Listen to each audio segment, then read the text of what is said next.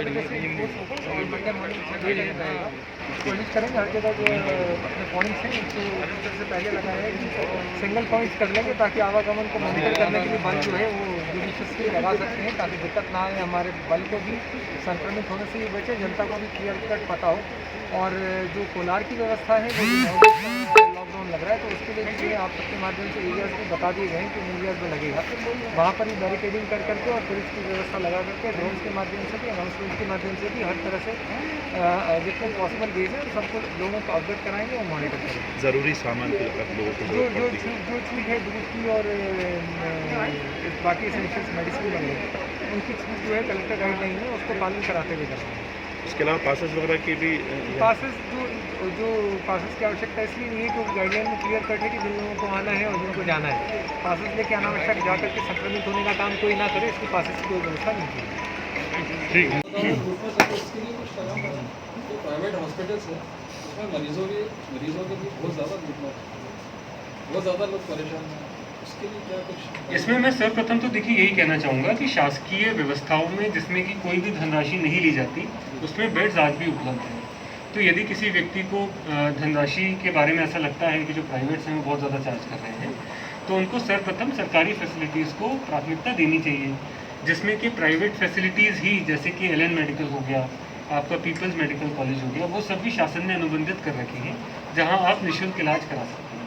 इसके साथ ही साथ हमारी टीम्स के द्वारा सभी प्राइवेट हॉस्पिटल्स में भी विजिट करके उनके जो भी रेट्स हैं उनका परीक्षण किया जा रहा है। यदि कहीं भी रेट से ज़्यादा उनके चार्जेस पाए जाते हैं तो हम उन पर कार्रवाई करेंगे। सर कोलार क्षेत्र की बात करें, कोलार क्षेत्र में अभी भी कहीं मिलना भोपाल कमी भी है।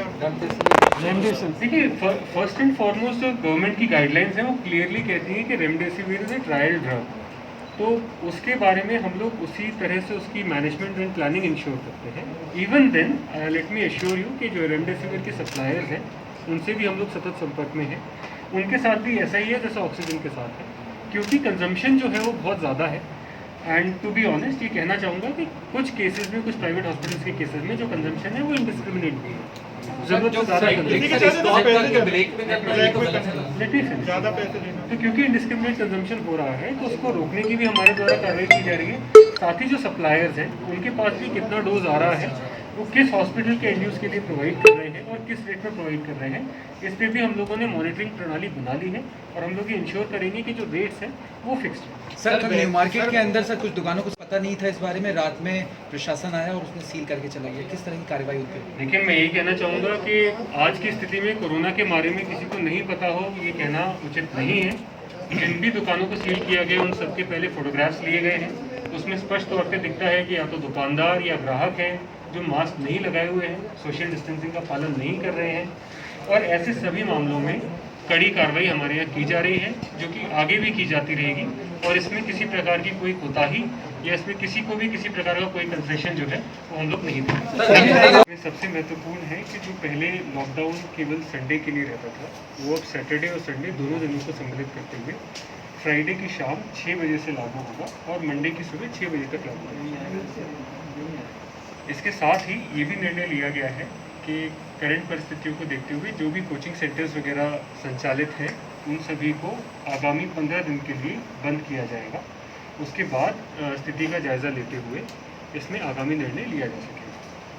इसके साथ ही जैसा कि पूर्व में भी बात आ रही थी कि अब हम लोग बड़े कंटेनमेंट एरियाज बनाने पे विचार कर रहे हैं, तो हम लोगों ने अपने जो फिगर्स हैं, अपना जो डेटा है उसको एनालाइज किया और हम लोगों ने ये पाया कि कोलार के कुछ 6 या 7 वार्ड्स ऐसे हैं जिनमें कि शहर की आबादी तो लगभग 7 से 8% है, लेकिन उन वार्ड्स में जो केसेस का प्रतिशत है, पिछले 4000 पॉजिटिव केसेस को यदि हम देखें तो उसमें से लगभग 40 से 45% केसेस इन्हीं वार्ड्स में से आ रहे हैं।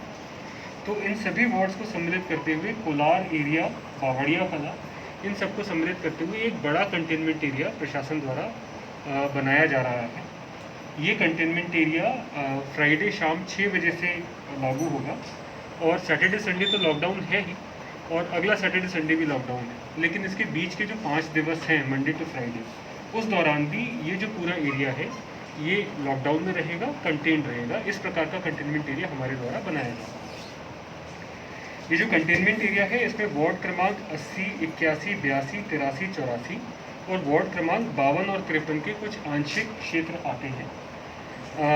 आपको और बेटर आइडिया हो इसके लिए जो कॉलोनीज़ इसमें सम्मिलित हो रही हैं उनमें से कुछ के नाम मैं आपको बता देता हूँ। उदाहरण के लिए इसमें दामखेड़ा ए एवं बी सेक्टर, अंबेडकर नगर, बंजारी, कानाकुंज, विनीत कुंज, सीआई हाइट्स, कानाकुंज, गेहूं खेड़ा, मंदाकिनी, दानिश कुंज, बंजारी सी सेक्टर, महावली, सर्वधर्म, यशोदा परिसर, विराशा हाइट, कुलार मुख्य मार्ग आदि सम्मिलित हैं। साथ ही सनखेड़ी, गणेश नगर, अकबरपुर, राजवैद कॉलोनी, 610 क्वार्टर्स, रोहित नगर, आकृति इको सिटी, अधिष्ठान, रुद्राक्ष पार्क, त्रिलंगा गुलमोहर आदि सम्मिलित रही। इसमें जो कंटेनमेंट एरिया बनाया जा रहा है उसमें जो अत्यावश्यक सेवाएं हैं जैसे कि मेडिकल फैसिलिटीज़ वगैरह उस सब के लिए आवागमन अलाउड रहेगा, इंडस्ट्रियल लेबर के लिए आवागमन अलाउड रहेगा। इसके साथ ही हम लोग ये भी सुनिश्चित करेंगे कि जो महत्वपूर्ण आपूर्ति की चीज़ें हैं, उदाहरण के लिए सब्जियां, दूध इत्यादि, उन सब की आपूर्ति हो सके ये नगर निगम के माध्यम से हम लोग सुनिश्चित करेंगे। जो मिल्क पार्लर्स हैं उनको मॉर्निंग में कुछ समय खुलने की अनुमति दी जाएगी जिससे कि मिल्क डिस्ट्रीब्यूशन प्रॉपर्ली इस पूरे क्षेत्र में हो सके। इसकी हम लोग जांच कराएंगे, यदि ऐसा किसी भी मेडिकल शॉप पे सामने आएगा तो उस पर कार्रवाई। सर ये जो कंटेनमेंट एरिया बनाया जा रहा है ये एक ही पूरा रहेगा या इसमें छोटे छोटे रहेंगे और टोटल कितनी आबादी रहेगी? हाँ, मैं आपको ये बताना चाह रहा हूँ कि ये जो पूरा एरिया है ये पूरा एक ही कंटिग्यूअस एरिया रहेगा जिसमें लगभग 1.8 लाख to 2 लाख की आबादी प्रभावित होगी। जैसा कि मैंने आपको पूर्व में ये बताया कि ये हमारी शहर की आबादी का 8 से 10% बनता है, लेकिन इसी आबादी के अंदर यदि हम नंबर ऑफ केसेस की बात करें तो हमारे लगभग 40% केसेस जो हैं वो इसी आबादी से। सर मॉनिटरिंग की क्या व्यवस्था रहेगी इस कंटेनमेंट एरिया में? इस कंटेनमेंट एरिया में सर्वप्रथम बृहद स्तर पे बैरिकेडिंग की जाएगी। सभी चेक पॉइंट्स पे हमारे द्वारा फोर्स भी रहेगी। इसके अलावा जो अन्य अधिकारी वगैरह हैं उनकी भी ड्यूटी लगाई जा रही है जिससे कि इसका जो इम्प्लीमेंटेशन है वो हम सब लोग। गलियों में जो घर चूँकि कंटेनमेंट बना रहे हैं तो स्वाभाविक सी बात है संक्रमण रोकने के लिए बात है, गलियों में लोग इकट्ठे उनके लिए मॉनिटरिंग की क्या व्यवस्था, किस तरीके से मॉनिटरिंग? उसके लिए लगातार गश्त जो है वो जारी रहेगी। बहुत मैसिवली इसमें गश्त और मूवमेंट प्लान किया गया है जिससे कि इसको हम लोग। सर ऑक्सीजन को लेकर क्या होगा? सर ऑक्सीजन ठीक है लेकिन बहुत सारी जगहों से जैसे कि यहाँ से 2 सेंटर्स थे सर, एक तो यही था अपना गोविंदपुरा इंडस्ट्रियल एरिया और बाकी जगह से भी तो वहाँ से भी आपूर्ति बहुत बेहतर नहीं हो पा रही सर। इसमें मैं स्पष्ट करना चाहूँगा कि विषय आपूर्ति से पहले जो हमारी डिमांड है उसका है। पिछले कुछ दिनों में जो ऑक्सीजन की डिमांड है वो काफ़ी तेज़ी से बढ़ी है। इसमें एक बहुत आवश्यक विषय ये भी है कि जो हॉस्पिटल्स हैं उनको भी अपनी ऑक्सीजन की यूटिलाइजेशन में थोड़ा जुडिशियस होना पड़ेगा, थोड़ा केयरफुल होना पड़ेगा। जो गवर्नमेंट की गाइडलाइंस हैं उन गाइडलाइंस के अनुसार ही ऑक्सीजन को मरीज़ों को दिया जाना चाहिए। एंड जब हम ऐसा करेंगे तभी हम लोग ऑक्सीजन की वेस्टेज को रोक पाते हैं और ये वेस्टेज रोक पाएंगे तो ही हम अपनी जो डिमांड्स हैं उनको मीट आउट कर सकते हैं। अन्यथा तो ये जो डिमांड है हम इसको कितना भी बढ़ा के प्रोजेक्ट कर सकते हैं। पर फिर भी मैं आप सबको ये बताना चाहूँगा कि ऑक्सीजन की आपूर्ति के लिए सरकार ने सारे प्रयास किए हुए हैं। हमारी जो ऑक्सीजन की आपूर्ति है, जो मूवमेंट है टैंकर्स का, वो लगातार हो रहा है और हम लोग ये सतत इंश्योर कर रहे हैं कि जहाँ भी जो ऑक्सीजन की लेजिटिमेट डिमांड है, आवश्यकता है, उसको हम लोग पूरा करें। सर ये एक कोलार को लेकर सर कोलार में कितने दिन hospital sir medical hospital sir ये जूनियर डॉक्टर्स लगा के बैठे हुए हैं। सॉरी मैं आपका प्रश्न समझ नहीं पाया, फिर से पूछिए। सर बेड की प्रॉब्लम है सर मेरे हॉस्पिटल। ऐसा वहाँ पर डॉक्टर्स आज बैठे हुए थे इस बात को लेकर सर।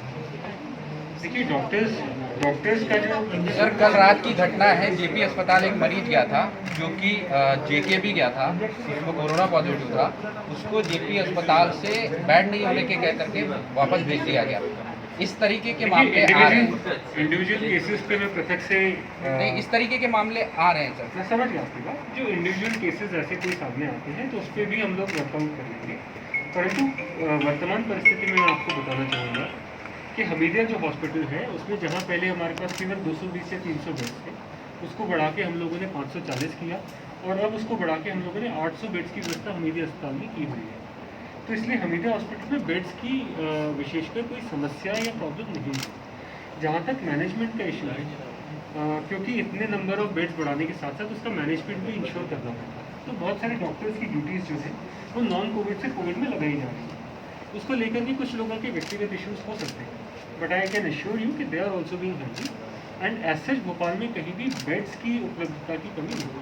सर कंटेनमेंट है वो इस फ्राइडे इवनिंग से शुरू होके ये वाला मंडे निकल जाने के बाद नेक्स्ट मंडे यानी कि 9 दिन का कंटेनमेंट हम लोगों ने खुला दिया। सर सैनिटाइजर को लेके कुछ नई पहल करी जाएगी, सैनिटाइजर